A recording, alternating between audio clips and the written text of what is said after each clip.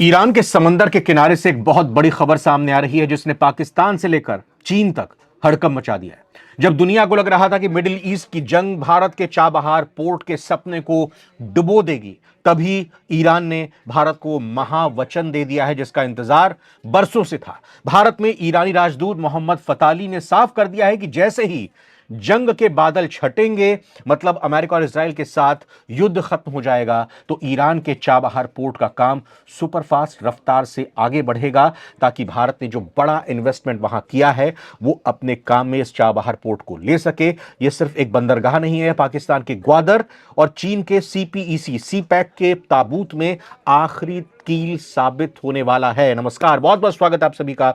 आप नवभारत टाइम्स देख रहे हैं। मैं रविंद्र सिंह आपके साथ और मेरे साथ दिनेश मिश्र जी मेरे साथी सहयोगी मौजूद हैं। सीधा पॉइंट पर और मुद्दे पर आते हुए, चाबहार पोर्ट भारत के लिए कितना अहम है, कितना भारत ने यहां पर निवेश किया है और चीन और पाकिस्तान के लिए कितना बड़ा झटका है, और युद्ध के बीच में इस तरह की बात करना, इसका क्या मतलब हुआ दिनेश? अभी आपने कुछ दिनों पहले एक खबर सुनी होगी कि चाबहार पोर्ट के एक टर्मिनल पे हमला हुआ जी था। तो उसी के बाद से भारत की चिंता बढ़ी थी और इसे लेकर ईरान से बातचीत लगातार हो रही थी, क्योंकि भारत ने यहाँ बहुत बड़ा निवेश किया हुआ है। ये करीब 350 मिलियन डॉलर का निवेश है। इसकी प्रतिबद्धता जताई। यहाँ रेल लाइन बिछाई जानी है। इवन यहाँ पे बेहस्ती एक पोर्ट टर्मिनल है, उसको पूरी तरह से भारत ही डेवलप कर रहा है।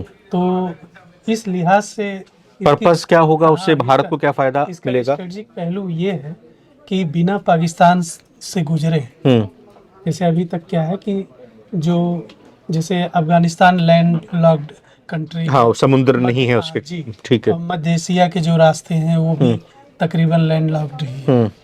तो अगर मध्य एशिया तक हमें व्यापार को पुनर्जीवित करना है जैसे पहले था, तो उसको करने के लिए हमें समुद्री रास्तों का सहारा लेना पड़ता है, या पाकिस्तान के पानी से होकर गुजरना पड़ता, या पाकिस्तान के रास्ते से गुजरना पड़ता। लेकिन भारत ने इसका तोड़ निकाला और ईरान के चाबहार में ये निवेश किया।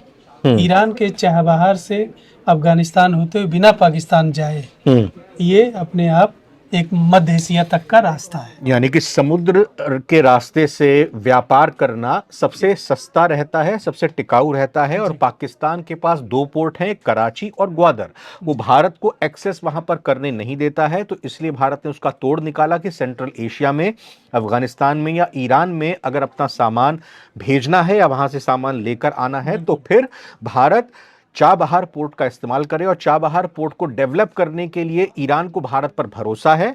ईरान के पास वो टेक्नोलॉजी और वो तकनीक नहीं है, और इसीलिए उसने भारत को कहा कि आइए डेवलप कीजिए और मिलकर काम करते हैं। अब ये बात कही गई है कि जंग खत्म हो जाए तो आप फिर से काम तेजी से शुरू कर सकते हैं। जो ईरान के राजदूत हैं भारत में, मोहम्मद फलाती, उन्होंने बोला कि जैसे ही युद्ध खत्म होगा, ये तो छोटी मोटी बाधा है, कोई बड़ी बात नहीं है। जैसे ये चीजें खत्म होंगी, ये काम तेजी से पूरा होगा। क्योंकि ये मतलब उन्होंने खुद बोला है कि भारत और ईरान के परस्पर हितों के लिए ये बहुत जरूरी है। अभी जैसे युद्ध के दौरान बहुत सारी कमजोरियां, बहुत सारी फायदे, सब कुछ दिख रहे हैं दुनिया को, और भारत ईरान के संबंधों को भी दिख रहा है कि कहाँ क्या कमजोरी है। तो उन कमजोरियों को अब ईरान भी दूर करना चाहता है और भारत भी चाहता है तेजी से ये प्रोजेक्ट पूरा हो। देखिए, मैं एक यहाँ पे पॉइंट लाना चाहूंगा। चूंकि भारत के बाहर से भी, भारत के अंदर से भी कई लोग ये सवाल कर रहे हैं कि भाई ईरान के साथ जब जंग चल रही है तो भारत का रुख, भारत का रवैया कुछ समझ में नहीं आ रहा कि वो अमेरिका इजराइल के साथ में खड़ा हुआ है, ईरान के साथ में खड़ा हुआ है। भारत ईरान पर हो रहे हमलों का उस तरीके से विरोध क्यों नहीं कर रहा है? भारत उधर पाकिस्तान शांति वार्ता के लिए एक अहम कड़ी बनता हुआ दिखाई दे रहा है, लेकिन भारत शांति की बात दोनों पक्षों में करता हुआ नहीं दिखाई दे रहा है। तो इन सब के बावजूद ईरान के राजदूत ऐसी बात अगर भारत के लिए करते हैं तो ये तो बहुत एक अच्छा गेस्चर है। तो फिर जो तमाम लोग जो आलोचना कर रहे हैं कि भारत का रोल नहीं समझ में आ रहा, तो फिर उनको कैसे जवाब मिलेगा? नहीं, देखिए, जो भी इस तरह के लोग, आलोचक लोग हैं, उनको ये चीज समझनी होगी कि भारत की तुलना पाकिस्तान से नहीं कर सकते, पाकिस्तान की राजनीति से नहीं कर सकते। भारत का जो स्ट्रेटेजिक वैल्यू है भारत की, वो एक तो पहली बात ये हुई कि दक्षिण एशिया में एक बहुत बड़ा देश है और उसकी अहमियत बहुत ज़्यादा है। उस पे रिलायबिलिटी बहुत ज़्यादा, इवन अमेरिका भी उस पर बहुत भरोसा करता है, जबकि पाकिस्तान के साथ उसके गहरे संबंध है। लेकिन इन सब के बावजूद भारत एक ऐसा देश है जो पूरे उपमहाद्वीप में शांति का भी समर्थक है, और जो पूरे खाड़ी में एक तरह से देखिए तो जैसे 1 करोड़ भारतीय आप वहाँ रहते हैं, काम करते हैं, चाहे रहते हैं, जो भी है, तो भारत का वहाँ की आमदनी में और भारत की खुद की आमदनी में बहुत बड़ा योगदान है। तो इस चीज़ को देखते हुए भारत की जो मध्य पूर्व की जो नीति है, मतलब पश्चिम एशिया की नीति, वो बहुत संतुलित है। आप देखिए लगातार चाहे पीएम मोदी हो, चाहे जयशंकर हो, विदेश मंत्री हो, वो दोनों लोग ईरान सरकार के साथ संपर्क में हैं। लगातार वहाँ से ट्वीट्स भी आ रहे हैं, पोस्ट भी हो रहे हैं, बयानों का भी दौर चल रहा है, बैठकों का भी दौर चल रहा है। और हम इजराइल से अपने संबंधों, इजराइल हमारा तकनीकी पार्टनर है, हमको दुनिया की सबसे एडवांस टेक्नोलॉजी इजराइल से मिलती है, तो हम उसको दरकिनार नहीं कर सकते। अमेरिका हमारा सबसे बड़ा ट्रेडिंग पार्टनर है, हम उसे दरकिनार नहीं कर सकते। ईरान से हमारे बहुत पुराने और स्ट्रेटजिक पार्टनरशिप है और बहुत पुराना दोस्त मतलब संबंध है, ऐतिहासिक हम पुरानी सभ्यताएं हैं पुरानी भारत और ईरान सभ्यताएं हैं। जी।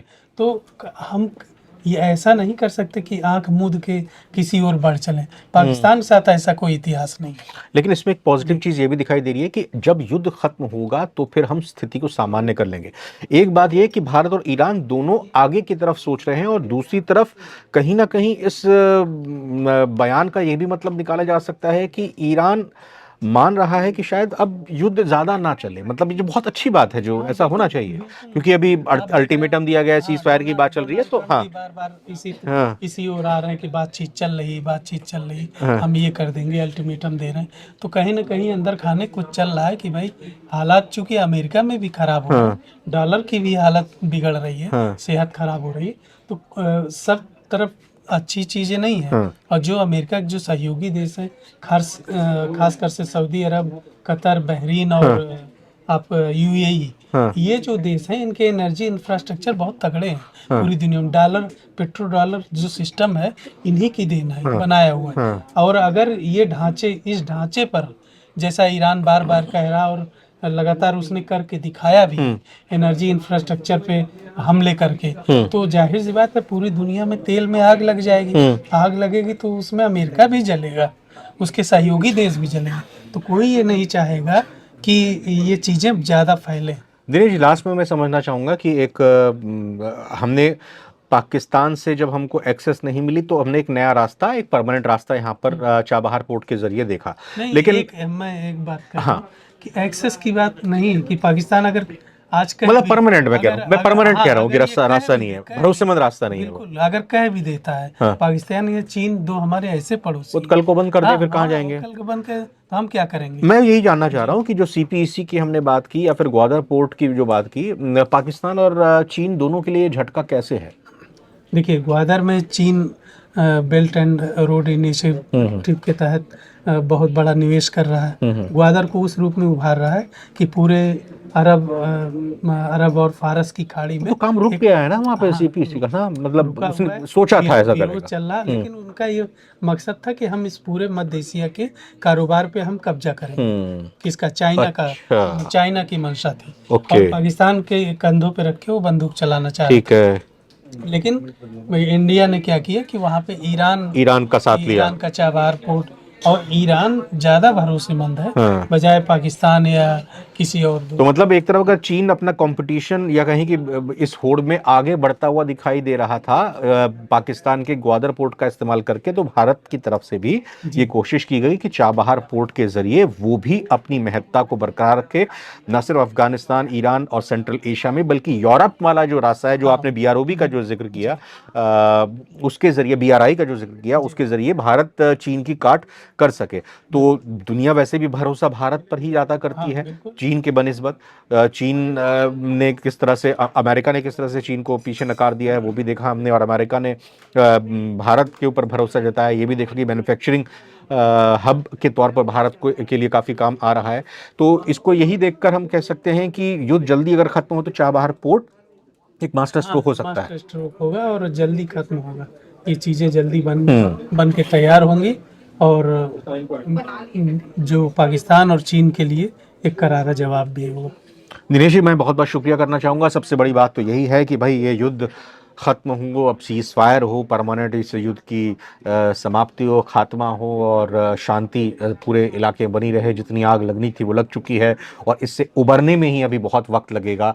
और इसको देखते हुए हम एक अच्छा गेस्चर ईरान की तरफ से मानेंगे कि आज भी उसकी नज़र में भारत भरोसेमंद है और भारत ने भी अपनी ये एक तरह से कहेंगे साइलेंट डिप्लोमेसी के जरिए ये बताया है कि हम असल में किसके दोस्त थे, किसके दोस्त हैं, किसके दोस्त हमेशा बने रहेंगे और किसके लिए हम दुनिया में किसी के लिए भी खतरा नहीं है। नहीं, और कुछ चीज़ें होती हैं कि कई बार चुप रहने में ही भलाई होती जी है, समय का इंतजार करने की बात है। बिल्कुल, बहुत बहुत शुक्रिया करना चाहेंगे। जो भी आपको हमारी इस वीडियो में बेहतर चीज़ लगी हो और जो चीज़ आपको नागवार गुजरी हो कमेंट में ज़रूर बताइएगा, ताकि हम उससे सीख लेकर, प्रेरणा लेकर अगली बार और बेहतर तरीके से आपके सामने वीडियो लेकर आए। फिलहाल बहुत बहुत शुक्रिया। नमस्कार।